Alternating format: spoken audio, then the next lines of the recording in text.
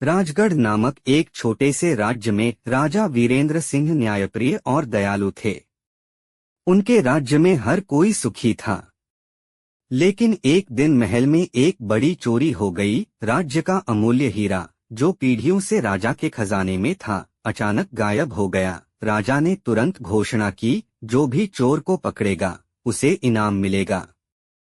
लेकिन अगर चोर खुद सामने आकर अपना अपराध स्वीकार कर ले तो उसे माफ कर दिया जाएगा। महल में 3 मुख्य सेवक थे, रघु, बलराम और करण।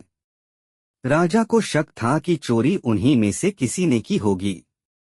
उन्होंने तीनों को बुलाया और कहा, सत्य बोलने वाले को हमेशा माफ कर दिया जाता है, लेकिन झूठ बोलने वाले को कड़ी सजा मिलेगी। रघु और बलराम ने तुरंत कहा, हम निर्दोष हैं महाराज। लेकिन करण चुप रहा।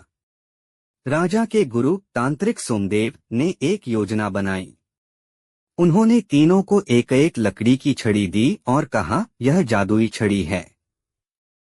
जो चोर होगा उसकी छड़ी कल सुबह 1 इंच बढ़ जाएगी। रघु और बलराम तो निश्चिंत थे, लेकिन करण घबरा गया। उसे लगा कि उसकी छड़ी बढ़ जाएगी और चोरी का सच सामने आ जाएगा।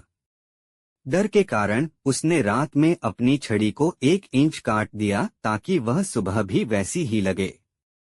अगली सुबह राजा ने तीनों की छड़ियां देखीं।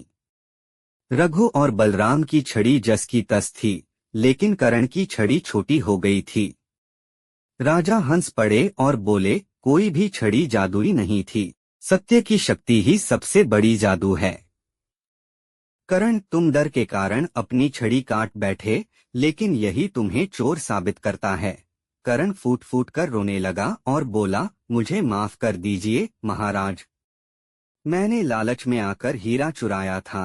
राजा ने करण को माफ कर दिया और कहा, अगर तुमने पहले ही सच कह दिया होता तो तुम्हें सजा नहीं मिलती।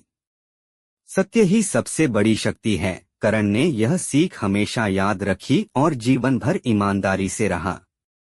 शिक्षा, सत्य बोलने से डरने की जरूरत नहीं होती, क्योंकि सत्य हमेशा विजयी होता है।